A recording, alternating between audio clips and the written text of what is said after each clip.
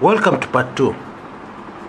Well folks, what is unfolding in Kenya right now is just very fascinating. Now in the previous episode, we have seen how votes in Kenya are being stolen. Okay? We have seen how votes in Kenya are being manipulated. Okay? And the strange thing, the very interesting thing one would really wonder is that President Uhuru Kenyatta does not have any serious competitor in this election. He has won. But then, mpende mspende, they must get some extra votes for their candidate. Hata mfanye nini? Lazima. Votes must be added. Gosh. And some Kenyans are putting it in a very creative way. President Uhuru is the only president in history to have defeated voter turnout. Now it has been reported voter turnout has rejected the results, okay, despite spirited efforts by Jubilee to tell voter turnout to accept and move on.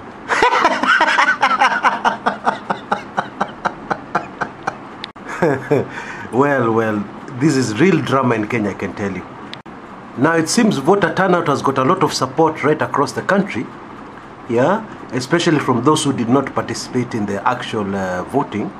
So chances are voter turnout is going to go to court. On a more serious note, let's analyze what is really happening here. Now I've just shown you that clip which has gone viral. The returning officer was being asked to set aside the work that he has already, he really complained, I've spent so much time. And the returning officer swore that he was not going to change anything.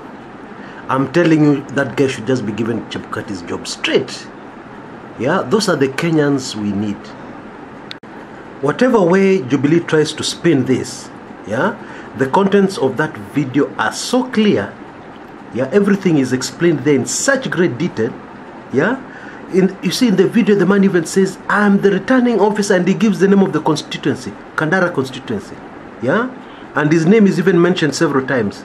And we see IEBC officials at the polling station wearing, the normal top they wear. Reflector top they wear. Written IEBC in clear letters at the back. This is not a fake video. No matter how you spin this, it is very clear. The world has seen. And they are now very much aware of what's happening in Kenya. I can assure you, people are just in shock the world over. Kumbe, this is how these Kenyans are running the elections. Wow. And it's a big shame on Kenya. Now some people might say, oh, you're washing the country's dirty linen in public. Nini? If you had a son who is a thief, would you hide them? Would you keep on hiding them and protecting them just because you don't want to wash your dirty linen in the public? No way. You hand them over to the police. Okay? Yes, it's a shame on your household, but a thief is a thief. You just hand them over to the police. Pure and simple. And anyway, in Kenya, that would be much safer, because if you leave him out there, one day he'll get mob justice, or he'll get shot. Let him go to jail, At least he'll remain alive. But that's a very big problem in Mombasa, Parents who love their kids so much that although they're stealing from others, stealing from the public, they still protect them. Anyway, I digress. So this is what is happening in Kenya. I find it very fascinating that everything has just been made very clear exactly what happens during elections. And all this started with Raila Odinga withdrawing from the presidential race. Okay?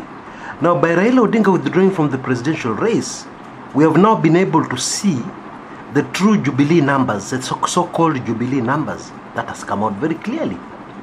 We have been able to see exactly how this game is played. Because let me assure you, if Raila Odinga was in this race, that drama in Kandara would have been done in secret. Most probably the dark forces would have picked up the returning officer and they'd have gone to a secluded place. But now, since they are very confident, there's no opposition, there are no other agents to check what is happening, they are so confident they're all alone. Okay? So the fact that Raila withdrew has revealed a lot. We have even seen pre-marked ballot papers in a box being carried by people who are hiding their faces. National Youth Service or cops or whoever. Yeah, they're in uniform. Now, why would you want to hide your face when you're carrying a ballot box? Unless what you're doing, yeah, is not good. Yeah, i.e. pre-marked ballot papers. And all this is captured on camera. Not only that, the Kim's kit covers 3.5 million voters, yeah, who turned up to vote. 3.5 million. Okay? We do our own calculations here based on what is called sampling, yes, across those polling stations and so on and so forth. We get a figure like 3.75, yeah, million voters. Meaning that whichever way you look at it, there are less than 4 million voters who voted.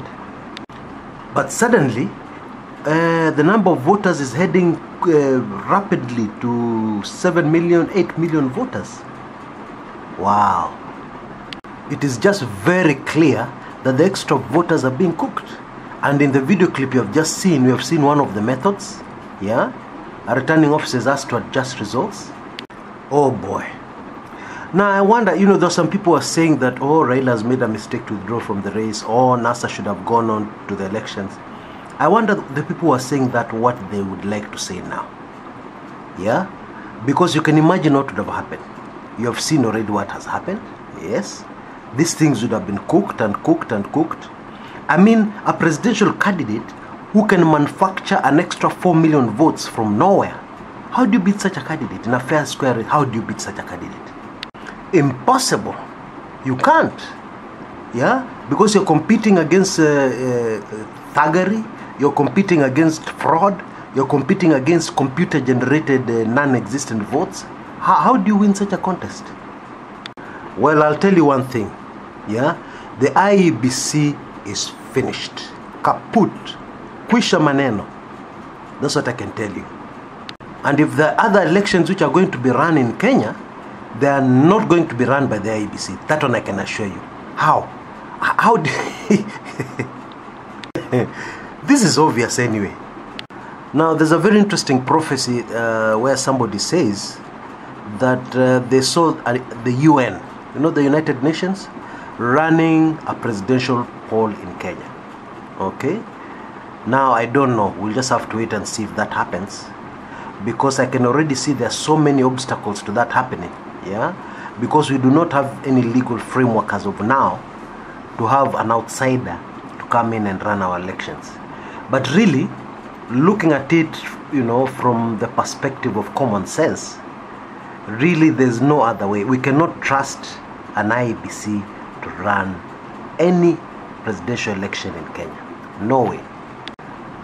Unless we want to make a movie for the world like we have just done. We've made a 12 billion shilling movie for the world. Yeah, this recently concluded presidential polls. Yeah, and anyway, the movie is not even over yet. Yeah, still unfolding. Unless you want to do that, then you give IEBC another election. But it should now be crystal clear to anybody. It doesn't matter which side of the political divide you belong. It doesn't matter in which side of the world you're seated right now. It should be crystal clear that the IEBC cannot run a presidential poll ever. Now before I go, let's just briefly do a spiritual update. Now, before I even go into it, something very interesting. Somebody called me and they said, oh, go and consult that mganga of yours. Wow. Now, I want to make it very clear. I don't visit witch doctors. Yeah? I want to make it very clear that I believe anybody visiting a witch doctor is an abomination. Okay? Let's just make that very, very clear. Now, a long time ago, some years back, a pastor told me that if you want things to go wrong in your life, visit a witch doctor. Because when you're visiting a witch doctor, you're telling God, ameshindwa, so you're going to the devil. That's really what it is. And this same pastor gave us very good examples and asked us, you look at the areas where there's a lot of witchcraft and tell me what happens. There's a lot of dryness, there's lack of prosperity, people are suffering, there's a lot of poverty, etc., etc. Okay? Going to witch doctor ni kitu mzito sana. Anyway, so let me make it clear, I don't visit any witch doctors. Okay? But what I do is I listen to what men of God are saying. Yeah, and not men of God who are under oath, yeah, who favor one of the sides of the political divide. No. And something else I need to tell you. I started doing this very late in this election. I wish I had started earlier. I wish I'd consulted these men of God, or rather listened to what they were saying much earlier than I did. Then in this channel would have been way ahead. But I did this very late, when I realized there's something very wrong with these elections. Yeah. Anyway, the truth is, God Almighty Himself has been talking very loudly. You know, when you hear there are very many Kenyans, even, you know, people even who are not recognized men of God, like the person who called me the other day, I told you, yeah, and they are saying the same thing about this election, and the kind of prophecies they're giving are the same. You know, you start wondering, well, my brothers, my sisters, my friends, fellow Kenyans, I don't know very much, but what I can tell you, when Almighty God is involved in something, ogopa. Okay? Because let's look at what has happened so far. First election, billions spent. Yeah? Of course, Jubilee went on a spending spree across the country.